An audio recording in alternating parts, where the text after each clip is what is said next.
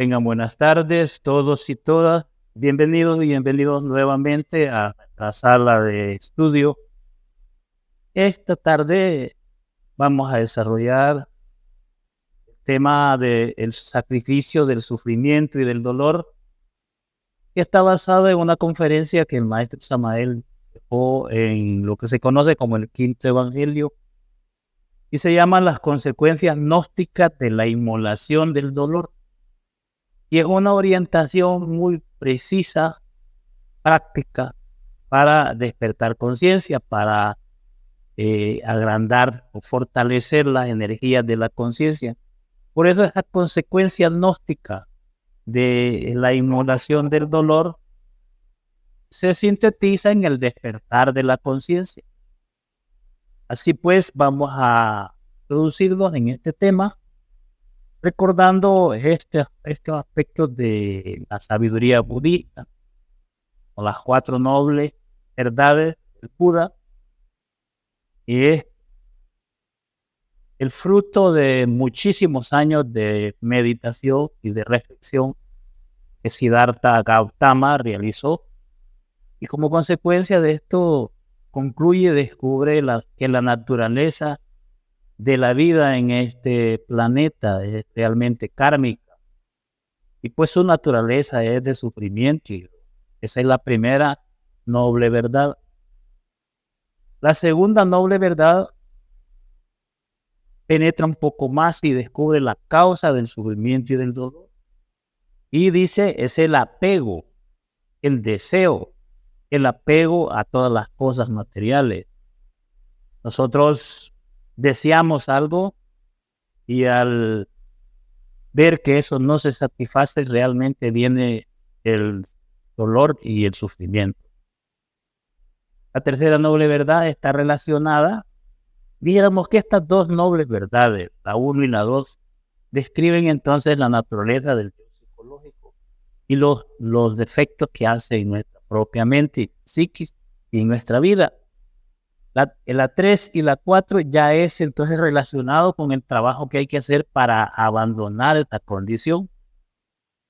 En la tercera noble verdad, el sufrimiento desaparece cuando termina el deseo o cuando terminamos con el apego a las cosas, ya sea a algo o a alguien.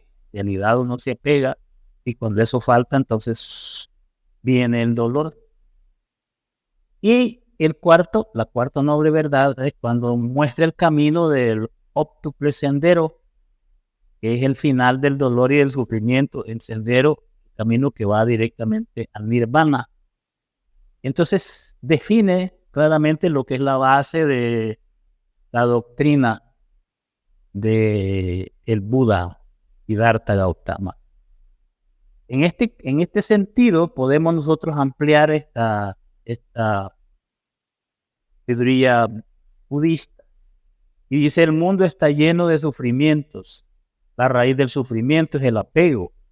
La supresión del sufrimiento es la eliminación del apego. No menciona el ego, no menciona el yo.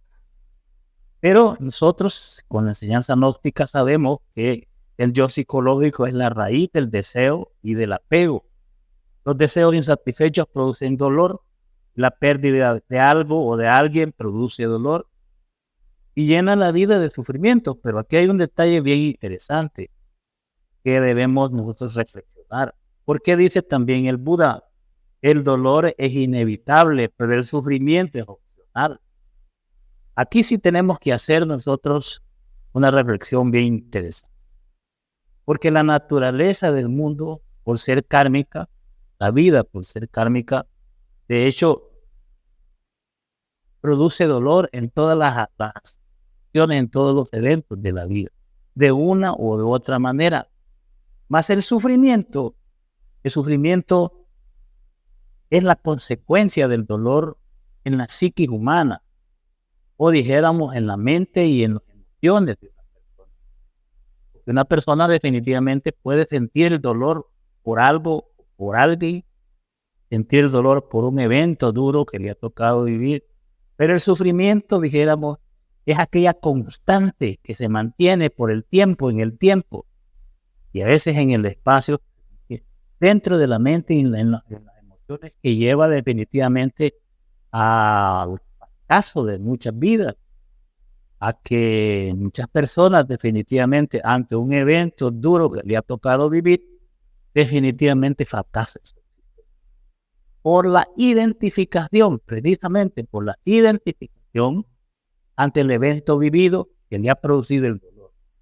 El sufrimiento viene como consecuencia de eso, una extensión casi sin límites si es que no se le pone un alto a ese dolor y continúa entonces identificado con el dolor, continúa ampliando los efectos del dolor, y eso es el sufrimiento psicológico y emocional.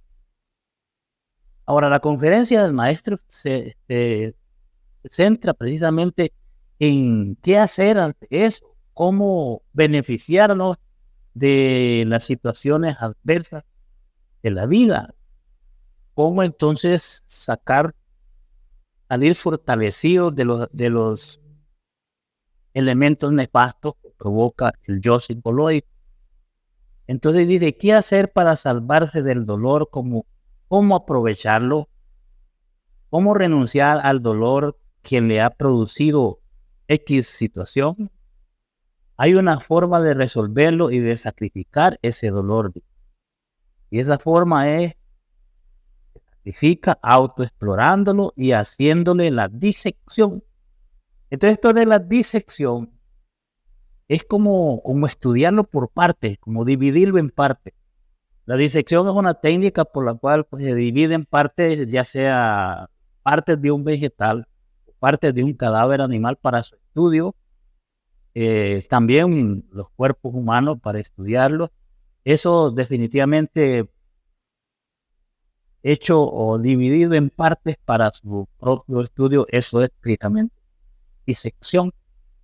Lo que tenemos que hacer con determinados defectos, con los diferentes defectos psicológicos que provocan el dolor, porque la causa del sufrimiento y del dolor está en el yo psicológico. Es interno, no es externo. ¿De aquí donde viene lo revolucionario de este tema?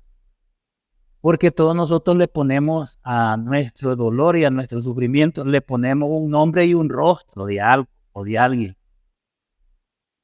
Porque definitivamente desconocemos quién en el fondo está causando el dolor, quién nos causa el dolor y quién nos causa el dolor. Y extiende esto y dice que entonces el sufrimiento, el dolor se le debe trabajar con la autorreflexión evidente del ser y la autoexploración de sí mismo.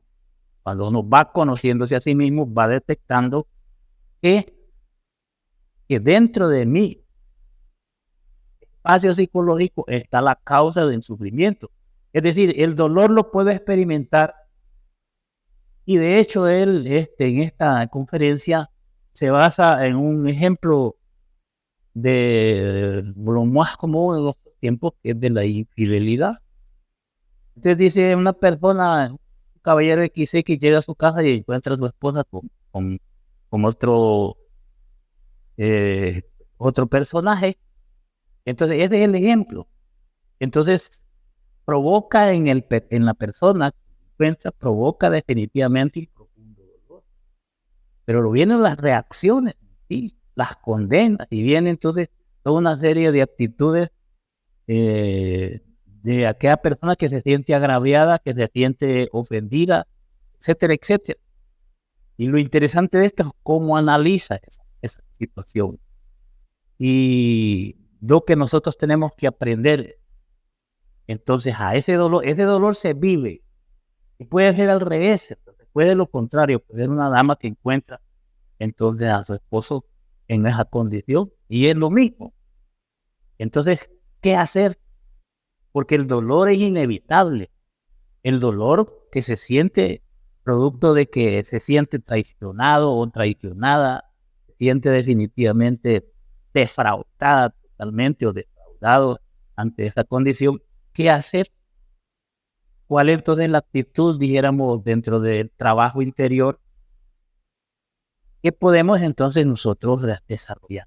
O alguien que esté viviendo.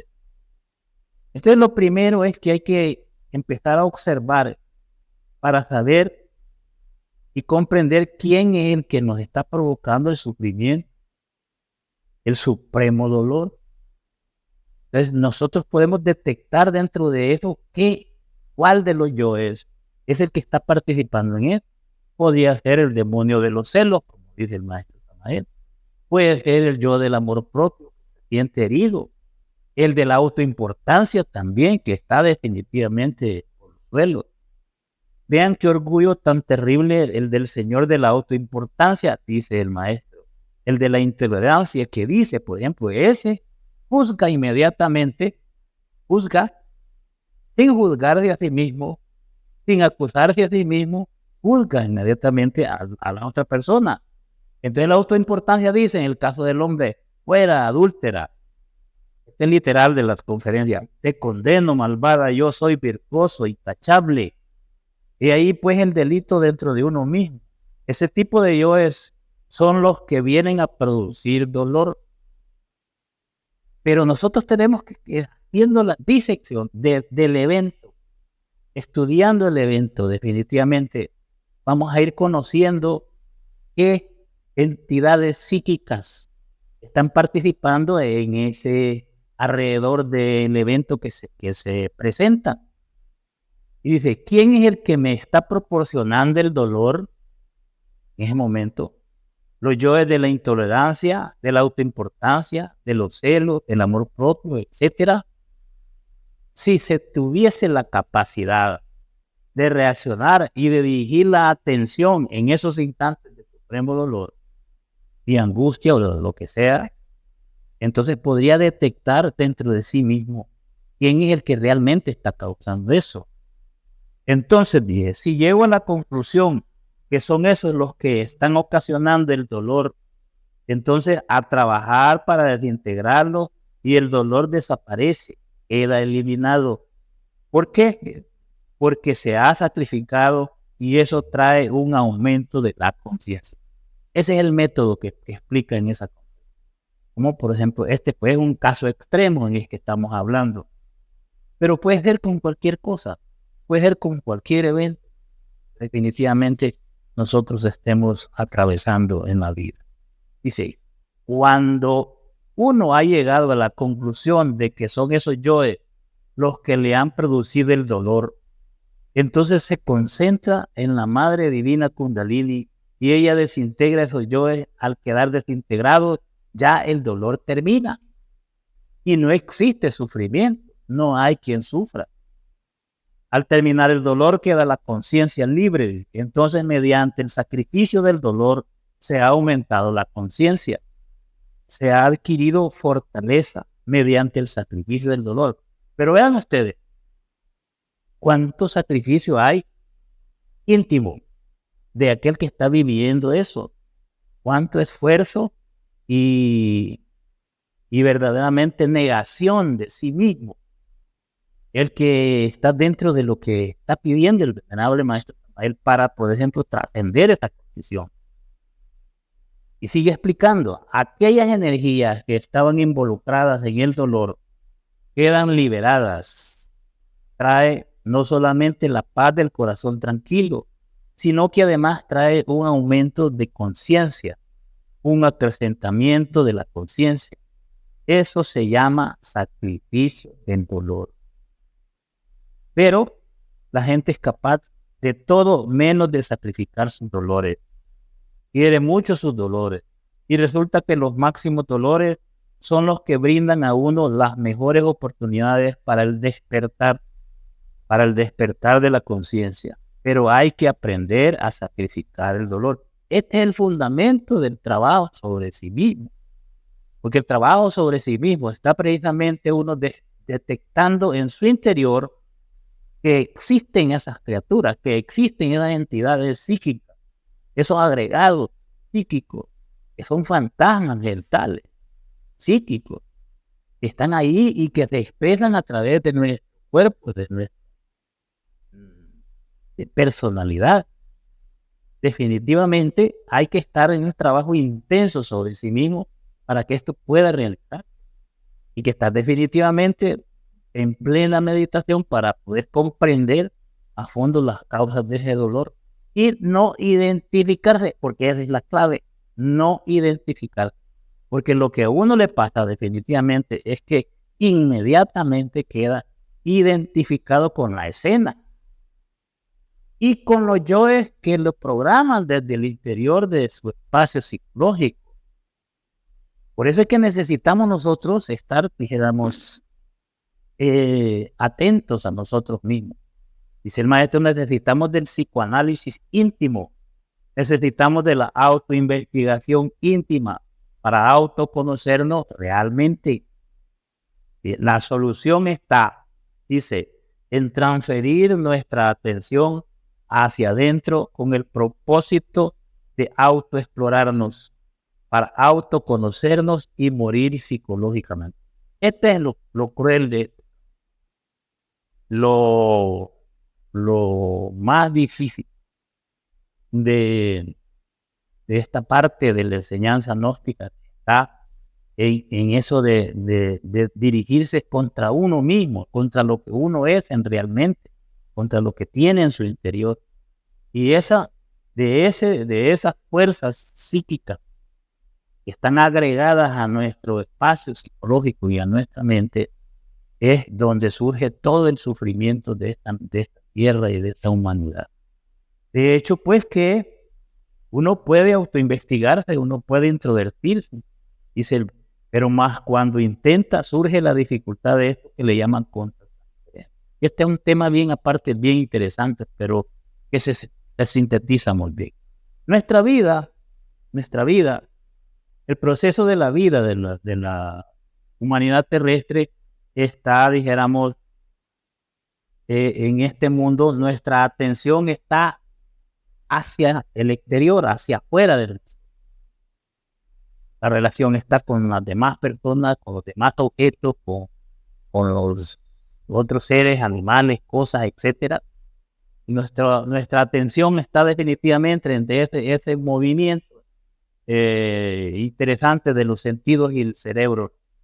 Así es como se proyecta este mundo, así es como existe este mundo físico, le damos forma al mundo físico y es toda esa relación o esa forma de ver todas las cosas, esas formas mentales son expresiones del yo, es de nuestra vida.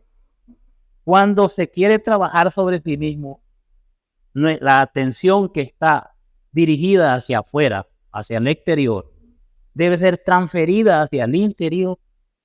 Entonces, al intentar transferir la atención hacia nuestro interior, el yo psicológico, el enemigo secreto, ofrece una resistencia bien organizada. Y esa fuerza que se opone a que transfiramos la atención hacia nuestro interior para conocernos, para descubrirnos, eso se le llama contratransferencia.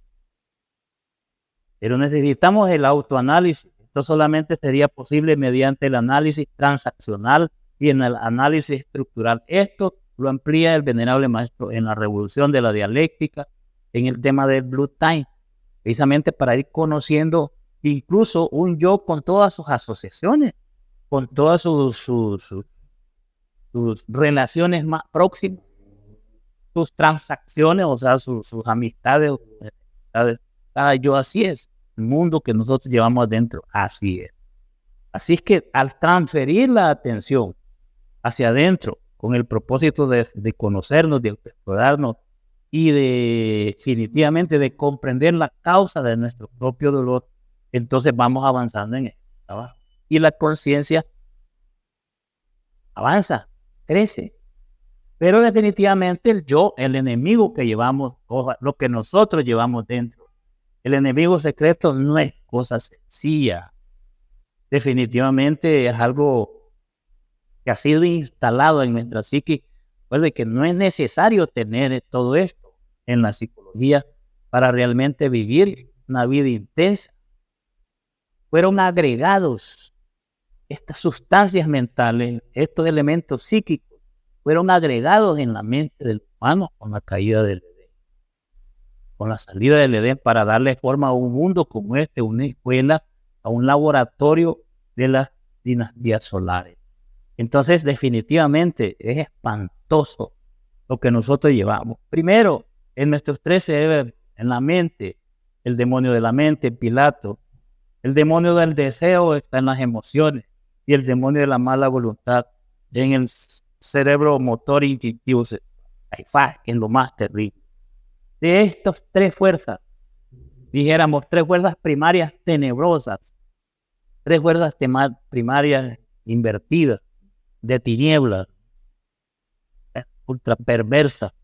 De ahí depende entonces el septenario, fuerzas también, que son lo que se le conoce como los 7 pecados capitales.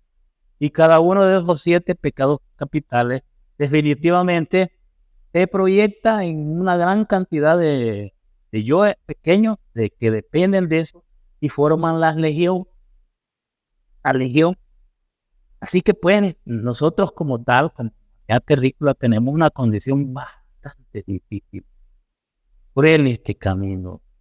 La humanidad que se encuentra autoencerrada dentro del ambiente de su propia mente, adorando su querido ego, pues nosotros nos amamos a sí mismos. Es más, hay escuelas que hablan de cómo quererse a sí mismo y la autoestima y toda la cosa. En estas condiciones, cada uno de nosotros es una multiplicidad y no una individualidad. ¿Saben? Solo tiene un cuerpo. O sea, la ilusión y la fantasía de ser una persona es que solo tenemos un cuerpo. Pero ese cuerpo es ocupado por una multiplicidad psicológica. Desde el yo es sustancia mental más o menos cristalizada, entidades psíquicas que forman el sí mismo, el mí mismo. Pero fíjense bien, poderosa fuerza, somos 3. Primero, después desdoblado en 7, que son los 7 capitales, pecados capitales. Y cada uno de estos dividido en múltiples yoes que forman legión. Esa es la parábola del Señor cuando le llevan el endemoniado, ¿no? Tristemente, aunque lo aceptemos o no, este endemoniado somos nosotros, la humanidad terrible, que duerme, pues donde su conciencia duerme terriblemente. En esta condición, atrapada por esta estructura, pero es algo bien organizado y poderosísimo.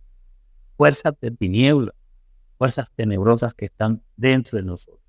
Ahora bien, tenemos entonces, ¿dónde existe esta humanidad psicológica? Es obvio que existe dentro de un barrio o una colonia o de un país psicológico, del cual habla el maestro también en Psicología y Revolución.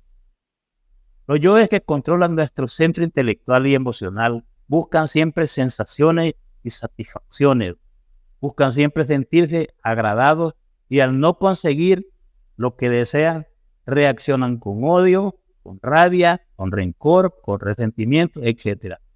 ¿Saben cuál es lo peor? Es que uno le pone el rostro de alguien de afuera, que estos yoes que llevamos adentro odian a alguien afuera, una persona, a una mujer o a un hombre, lo que sea. Y creen, por ejemplo, el borrachito dice, por esa condenada yo me estoy hundiendo en la bebida, pero no es así. No es así. Hay canciones como las cuales ustedes pueden ver que cantan a los yoes, que cantan definitivamente desde el punto de vista de la lógica egoica. Pero no es así, porque la causa de nuestros propios sufrimientos y de estar así tirado en la calle y en la planeta no es ninguna persona. Es un yo de la embriaguez, es un yo del alcoholismo. Tenemos fuerte adentro.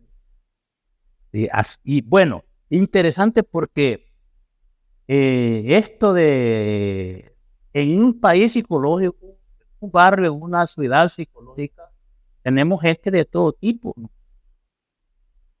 De todos los niveles morales, sociales, hay, como lo dice el venerable, así como en la ciudad esta de la vida urbana, común y corriente, hay gente de toda clase, colonias, gente buena, colonias de gente mala. Sí también sucede con la ciudad interior, con la ciudad psicológica. En esa ciudad psicológica viven mucha gente y hay colonias de gente decididamente perversa. y hay colonias de gente media, y hay colonias de gente más o menos selecta. Dentro de nuestros yoes hay yoes que les gusta la espiritualidad, que les gusta ir a la iglesia. Hay yoes pues que son afines a esto. Obviamente yoes fariseos, pero hay yoes, hay AMPA de lo peor. En nuestros barrios psicológicos hay de lo peor que puede existir en los niveles sociales. Entonces esto es bien importante porque ¿de dónde surge definitivamente aquel que es capaz de asesinar o de robar? Aquel capaz que es capaz de insultar con peores palabras o de odiar con todas las fuerzas. ¿De dónde surge? Surge de algún barrio, de alguna chifurnia, como dicen, y decimos de esa sociedad psicológica que es el sí mismo, que es el yo mismo.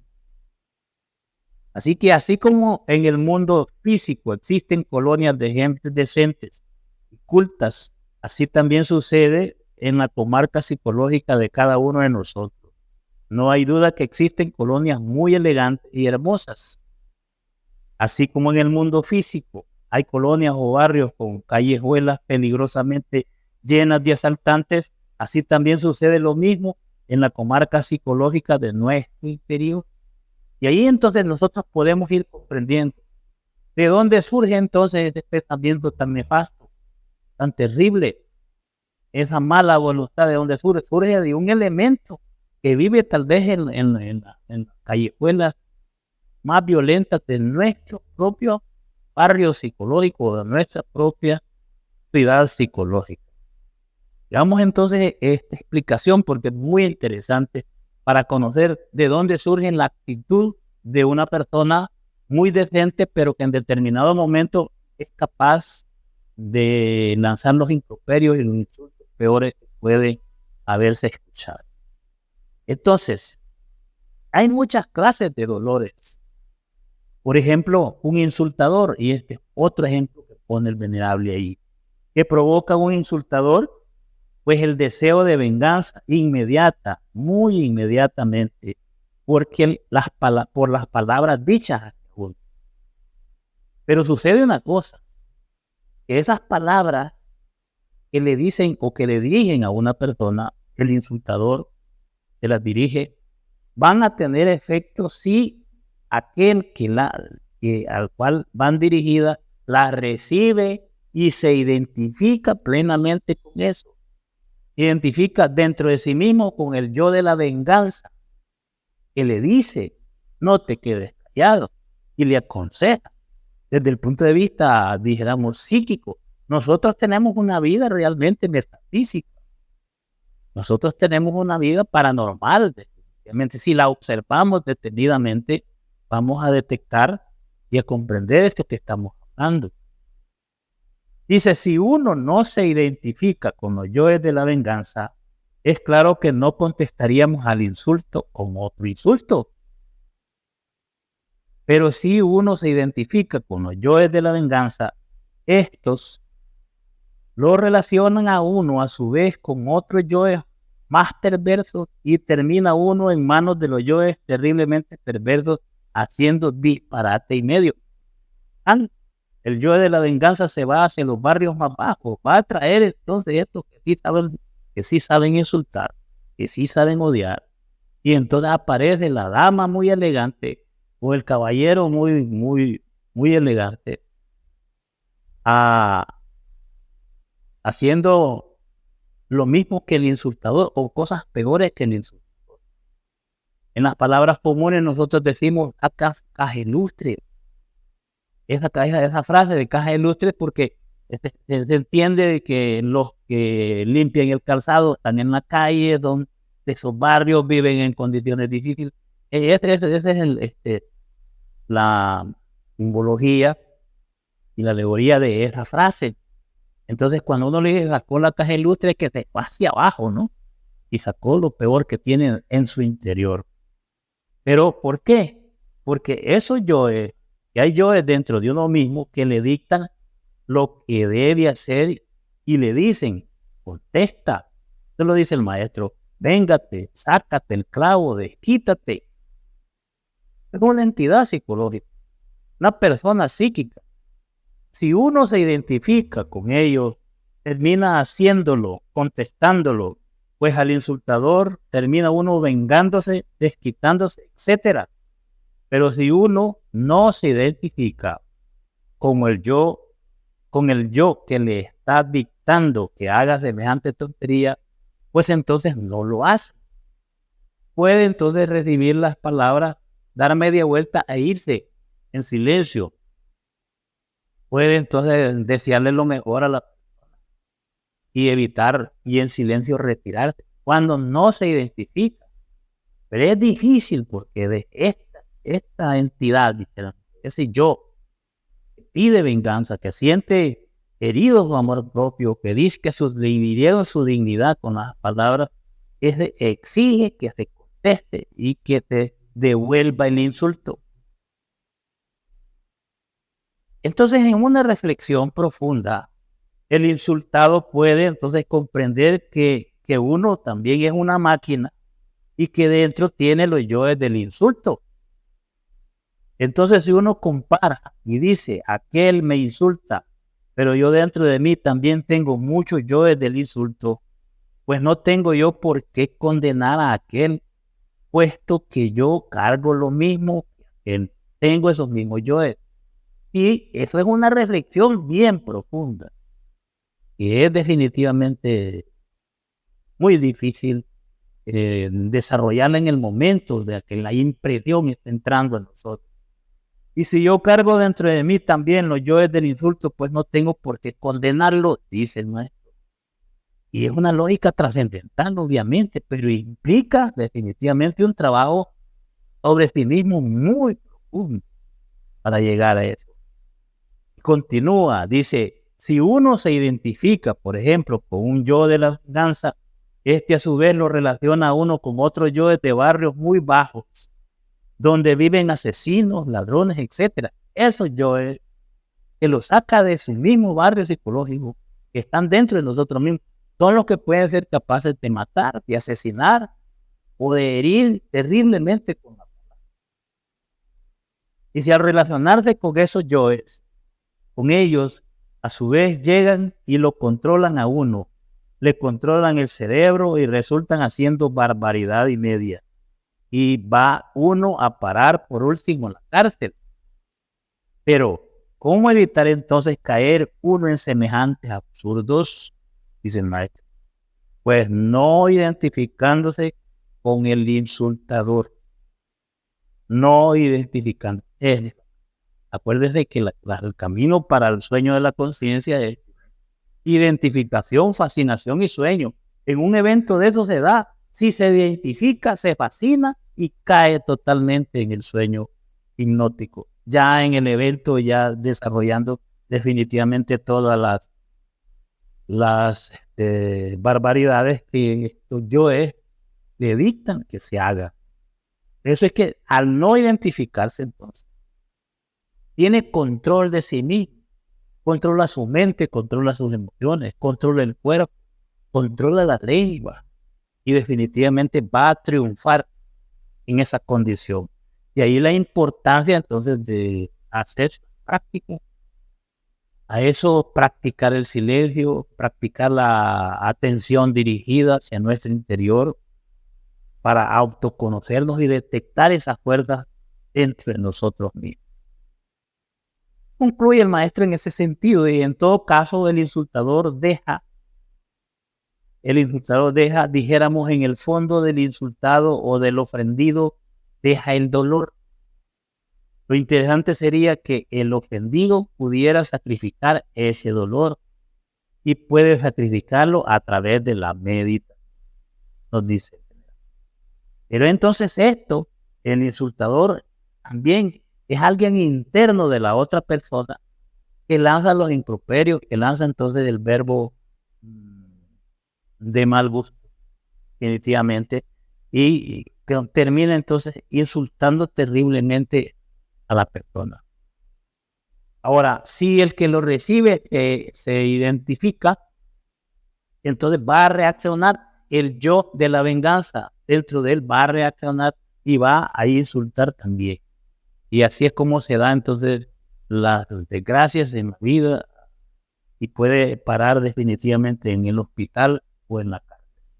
Es comprender que el insultador es una máquina que está controlada por determinado yo insultante y que lo ha insultado un yo de la otra persona, eso es fundamental.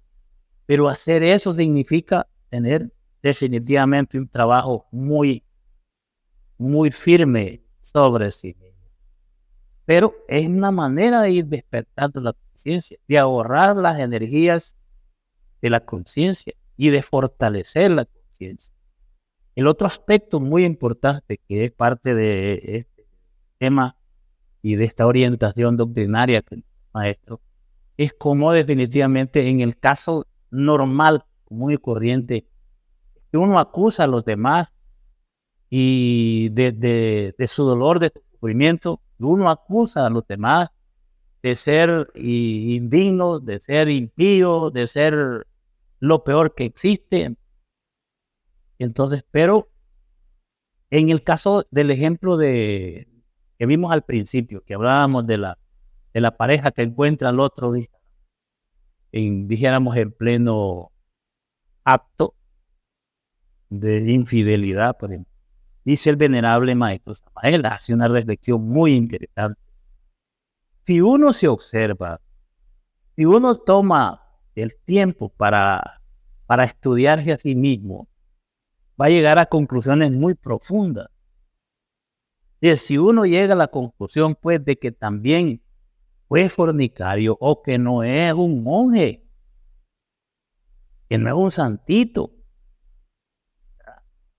fornicario, adúltero, entonces, ¿con qué autoridad está juzgando a la mujer que está en el caso? O la mujer juzgando al hombre. Tomemos el ejemplo de un hombre que encuentra a la mujer. ¿Por qué lo hace? Pregunta.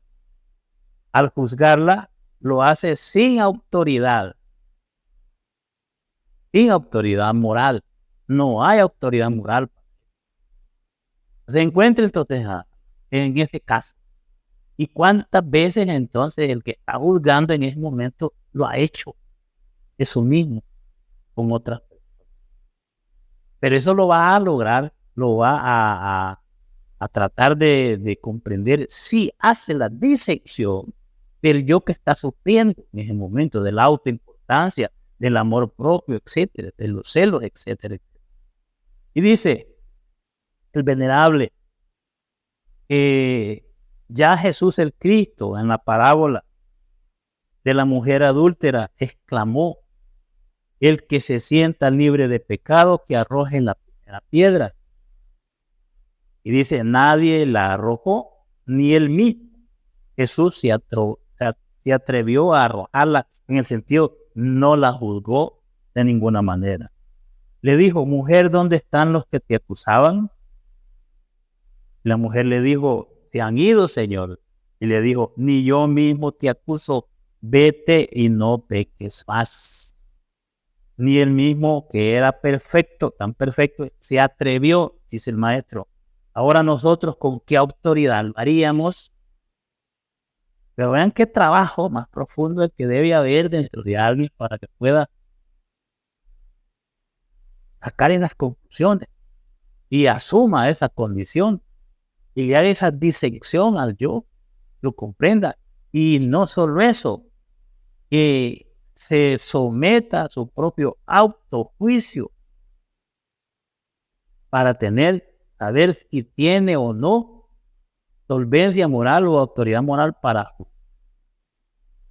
tirarle en las piedras a la otra o la otra persona. Esto es algo bastante complejo, muy interesante, pero eso ya está en las escrituras, está explicado. Pero entonces, al observarse a sí mismo, va a detectar qué es lo que se ha herido uno en la persona. Posiblemente el amor propio, posiblemente el orgullo, pero antes tengo que descubrir si fue el amor propio, si fue el orgullo o qué, cuál de todos entonces es el que aparece en escena ahí con ese dolor tremendo que está provocando.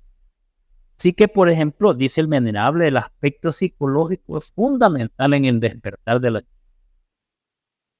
Lo que más le perjudica a uno es identificarse, porque si un yo, por ejemplo, le dice a uno, véngate de aquel que te ha causado un dolor, y le sugiere a uno la idea de vengarse, y uno se identifica, entonces ahí está el grave problema. Identifica y va a provocar las escenas indeseables dentro de la vida, dentro de un evento completamente indecoroso en la vida misma. Así que hay que aprender dentro de este trabajo de uno mismo, aprender, aún con el dolor definitivamente, aprender a dirigir la atención para detectar cuál de los yoes es el que está definitivamente provocando ese dolor. Y aprender a sacrificar uno sus mismos dolores es lo interesante para poder despertar conciencia. Claro, no es cosa fácil. El trabajo es duro. Ir contra uno mismo es algo muy duro. No es muy dulce, dice el maestro. Y por eso es que es tan difícil no responder, morderse la lengua. ¿Y a quién les recuerda a ustedes aquella gran conferencia sobre el amor que da el maestro Samael, precisamente estudiando la vida de los valentinianos? Y cómo entonces narra en esa conferencia las cosas vividas de uno, las verdaderas tonteras por las cuales una pareja se pelea y se separan. Y él dice palabras como si muérdete en la lengua antes de contestar, muérdete. Porque si uno contesta ya hacia una persona sola, insultando ella sola, y si no el otro no reacciona, o otra persona no reacciona, al final dejará de insultar. Y triunfará el que se quede callado. Y eso es de lo que habla en esta conferencia sobre y dice, pero sí vale la pena ese dolor, ese sacrificio, irse uno contra sí mismo por el resultado que va a obtener. ¿Cuál es el resultado? El despertar de la conciencia, el aumento de las energías de la conciencia, los porcentajes de la conciencia libre. Definitivamente, esto es algo el tema definitivamente es algo bastante fuerte, pero es el trabajo que debemos hacer en aras de ir corrigiendo nuestra existencia. Dice el venerable, si las gentes aprovecharan hasta el más ínfimo dolor de su vida para sacrificarlo, a la hora de la muerte desencarnarían sin karma, con conciencia completamente lúcida, despierta y sin karma. Esto es tremendo. Hay que tener en cuenta entonces esto y aprender a sacrificar el dolor. La gente es capaz de sacrificarlo todo, menos el dolor. Quieren mucho sus propios sufrimientos, los idolatran, y ahí el error. Vean ustedes que esos ejemplos podemos poner de muchos tipos. Hay hermanos que abandonan su camino, que se sienten muy firmes en el sendero de la enseñanza, que se sienten definitivamente con fuerzas para seguir, y no ven una cosa, una impresión externa de algo, y un yo dentro de sí mismo. Lo peor es que no lo ven así, que son los yoes mismos de ellos los que los han sacado del instituto, los que los han sacado del camino, y se van. Y esos yoes siguen vociferando y siguen diciendo y haciendo cosas, y se van a su vida común y corriente. ¿Dónde estaba entonces la fidelidad a su trabajo? Porque eran unos yoes afines, pero cuando aparece otro que definitivamente no le gusta, y ahí termina toda la historia. Pero estamos a tiempo de hacer ese trabajo tan terrible. En psicología gnóstica, esta condición, y esto lo dijo también en los temas de psicología revolucionaria. En psicología gnóstica esto se le llama autoconsideración. Autoconsideración es una de las formas más comunes de la debilidad psicológica que es común a todos nosotros. Nos dicen una cosita y ya sufrimos y ya no dormimos. Nos dijeron una palabra y definitivamente ya estamos llorando, madre. Nos dijeron una verdad que realmente es cierto y es dolorosa y entonces estamos, aquello yo es internamente, sufran lo indecible. Nos dan una palmadita y entonces ya vuelve a sonreír y a la vida tiene sentido. Eso es debilidad psicológica. Depender de caer víctima de las impresiones externas, de una palabra, de un gesto, de lo que digan los demás. No tener entonces ni la más mínima libertad psíquica para su existencia. Así que la autoconsideración en sí misma está formada por yoes que se autovaloran en exceso. Yo que soy así, que he sido tan grande, yo que soy tan puro, yo que soy tan esto. ¿Cómo es posible? Así es, que se quieren demasiado a sí mismos. Cuando una persona se autoconsidera, piensa que los demás son culpables de los propios males y sufrimientos.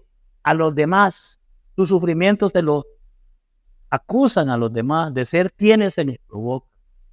La causa de sus dolores los buscan externamente cuando no los van a encontrar nunca ahí. Nunca ahí. Es algo increíblemente infalible esta enseñanza que el maestro nos da. Es decir, cuando encontramos que la vida no es lo que la fantasía le señala, la misma fantasía que tenemos de nosotros mismos.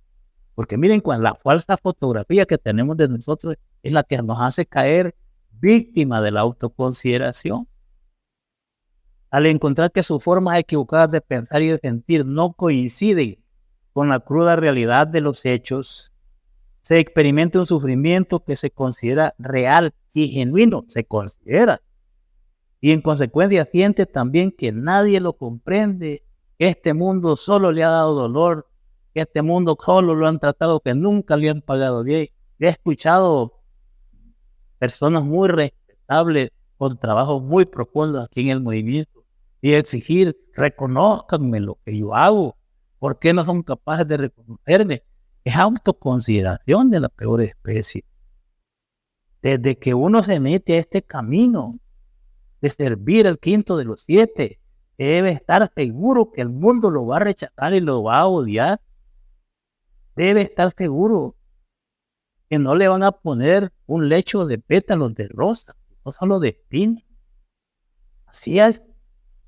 Así está escrito, así están los ejemplos, así será. ¿Por qué piden que reconocimiento? Están equivocados. La gente no quiere ahora sacrificarse. Claro, no comprenden la ley del sacrificio. La gente cree que pueden transformarse sin sacrificarlo, lo cual es absurdo. Pero si uno comienza haciendo una labor sobre la base del sacrificio, dice el maestro, producirá transformaciones incesantes y su obra crecerá y será fecunda sobre la tierra. Así será. Debe empezar por sacrificar uno, aunque sea su propio sufrimiento, su propio dolor. Así se sigue el sendero de Cristo.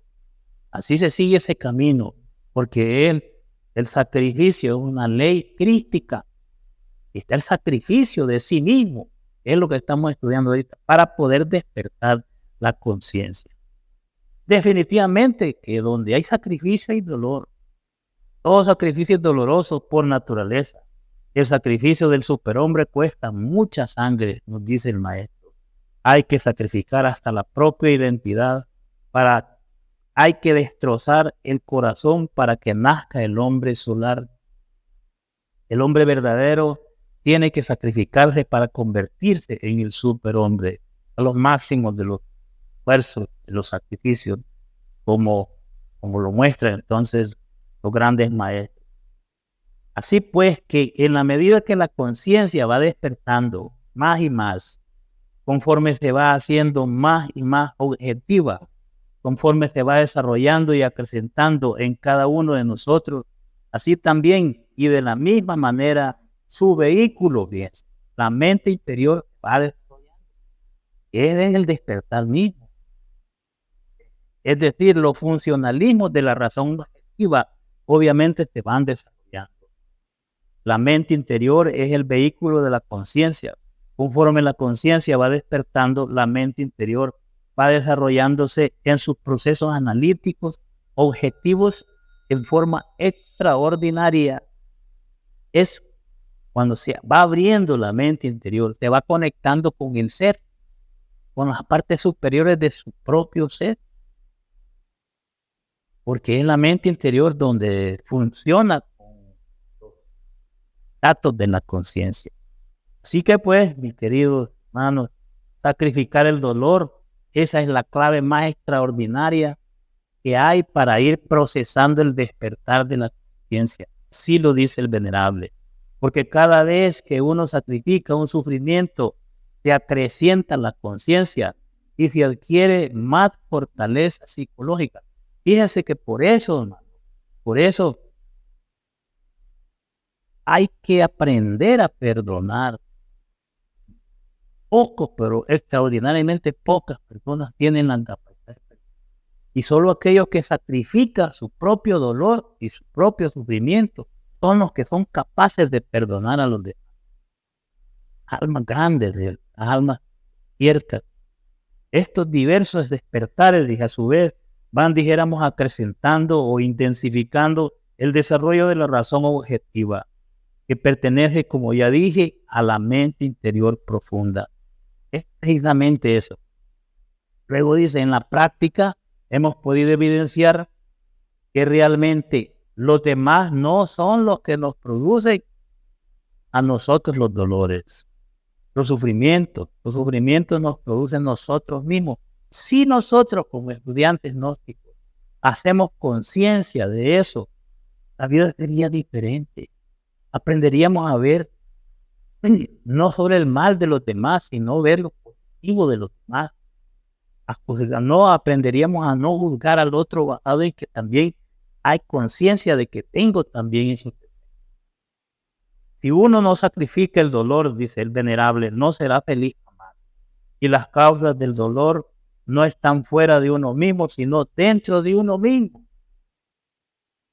Y ahí precisamente el gran enigma de nosotros. Porque decir eso, aprender, vivir de esto, hacer esta doctrina, hacerlo algo vivido, experimentado, es definitivamente muy difícil. Pero si se quiere despertar conciencia, el maestro está dando las claves. Es necesario, como decía el Buda, estar dentro de un círculo mágico. Y lo dice el maestro, mejor es aprender a vivir en el centro de un círculo mágico. Aislado, retirado, aislado de la ilusión de la vida común. Este centro es el Tao, el trabajo esotérico gnóstico.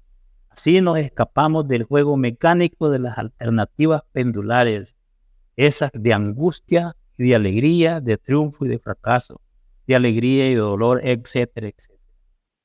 Padre Supremo, vivir en ese punto matemático, dice el maestro, vivir el instante, de instante en instante con la conciencia, procesándose en esos instantes. Si la conciencia recibe el impulso, es capaz de transformar las impresiones directamente y no se identifica. El problema es que nosotros recibimos estas impresiones con el ego y entonces el ego reacciona y nosotros nos identificamos con lo.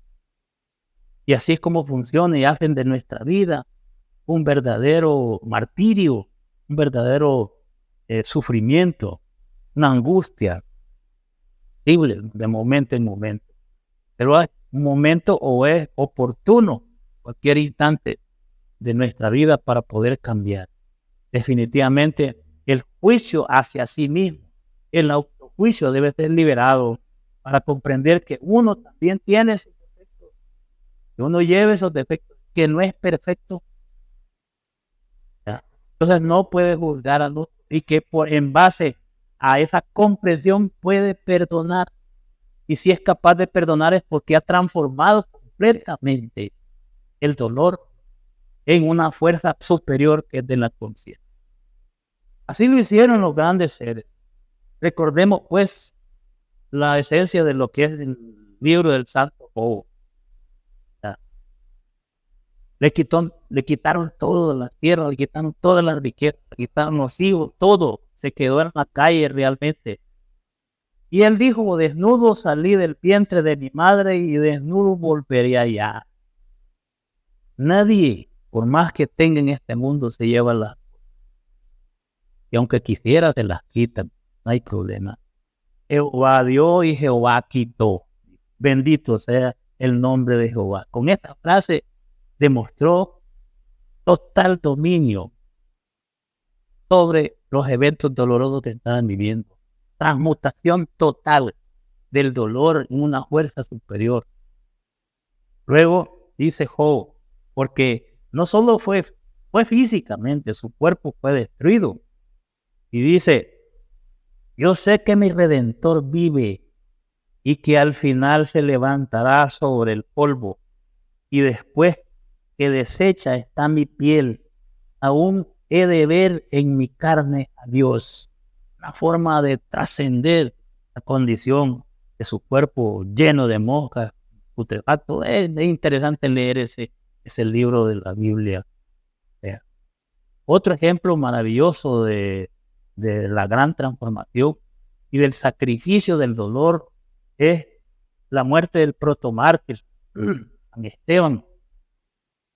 Dice entonces en el libro de los Hechos, mientras lo apedreaban, Esteban rogaba, Señor Jesús, recibe mi espíritu.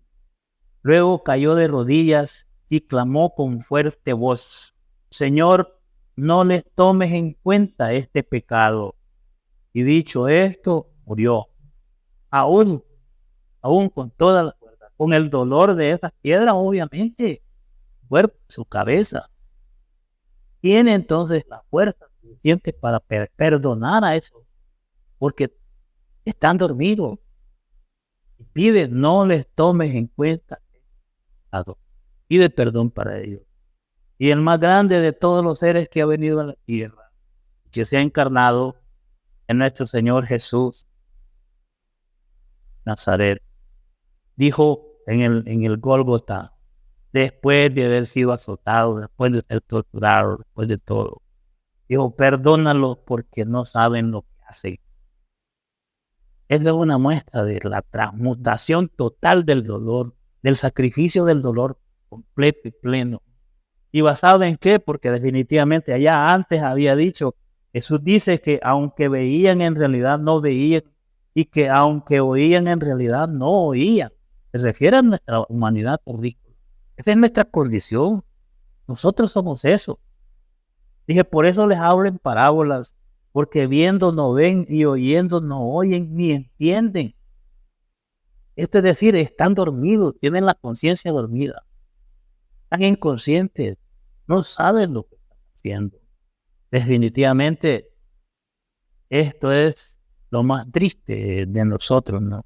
Y el Señor Jesucristo se encargó de reafirmarlo. Pobre humanidad terrestre, cuya conciencia duerme profundamente, identificado con el dolor y sufrimiento que le provoca el sí mismo, que le provoca entonces esa humanidad psíquica, esos fantasmas mentales que son el yo psicológico y que lo manipulan y lo programan para el sufrimiento. Seguimos nosotros sufriendo espantosamente mientras no trabajemos con todas nuestras fuerzas contra sí mismo, contra eso yo. Vamos a llegar hasta aquí. Pienso que la conferencia es mucho más extensa, pero suficientes datos en este momento para poder impulsarnos en el trabajo psicológico sobre sí mismo. Si hay alguna pregunta, pues trataré de